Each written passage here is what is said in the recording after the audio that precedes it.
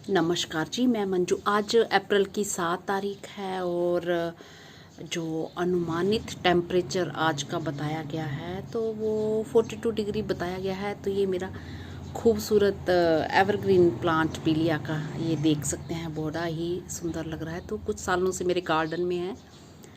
तो शुरू में मुझे लगा था कि ये शायद मई जून की गर्मियों में ये हमारे यहाँ नहीं चल पाए, क्योंकि इस प्लांट को ह्यूमिडिटी ज़्यादा पसंद है। उन जगहों में ये जहाँ पे ह्यूमिडिटी वगैरह बनी रहती है बड़े अच्छे से चलता है।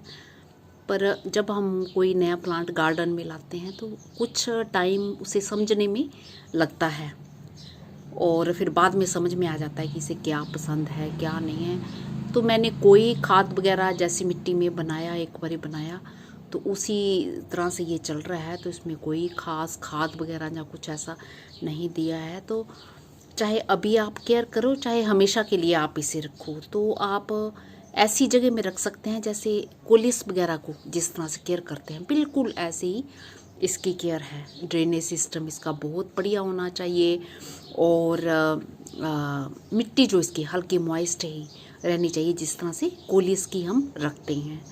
और रखना भी इसे उसी जगह पे डायरेक्ट सनलाइट से बचाना है।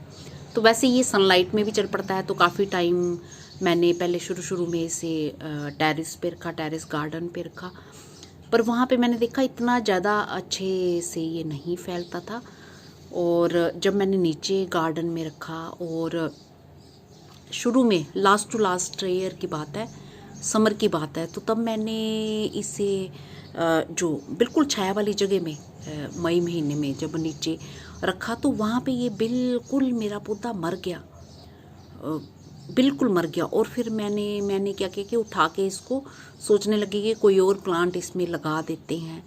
तो फिर मैंने इसे उठा के कहीं रख दिया और मैं क्या देखती हूँ कि जून महीने के बाद की बात है, हाँ, तो इस पर न्यू ग्रोथ होना शुरू हुई। एक जरा सा पत्ता निकला नीचे, क्योंकि जड़ वगैरह जो वो इसकी ठीक हो गई।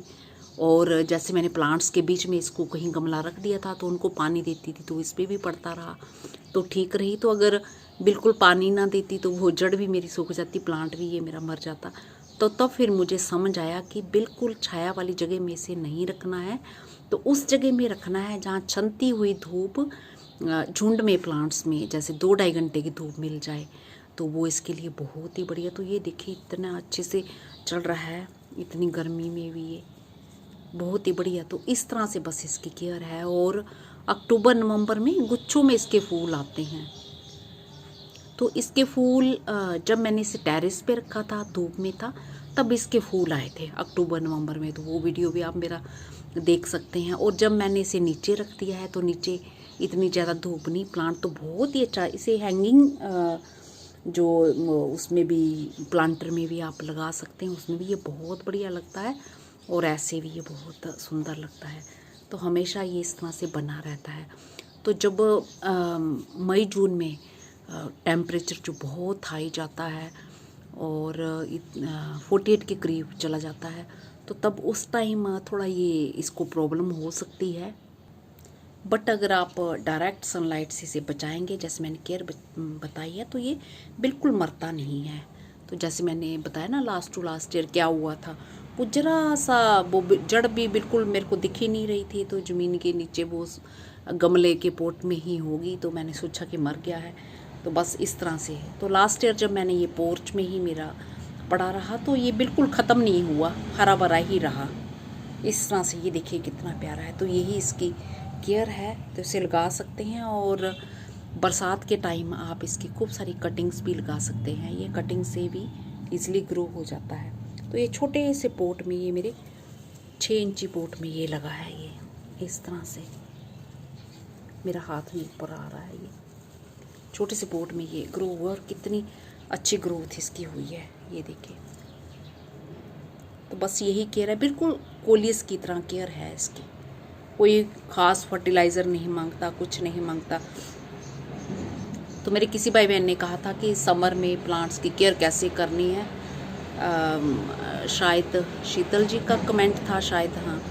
तो मैंने सोचा चलो अब शुरुआत करते हैं। तो पहले पीलिया प्लांट के बारे में ही बता देती हूँ। तो वैसे कोलियस प्लांट के बारे में कुछ दिन पहले मैंने वीडियो बनाया था, तो इसी तरह से चाहे आप दूसरे क्रोटोन ले लो, इन सब की केयर भी ऐसी ही इसी की तरह ही होती है समर में। नमस्ते जी, शुक्रिया। इसे और भी कई नामों से जाना जाता है।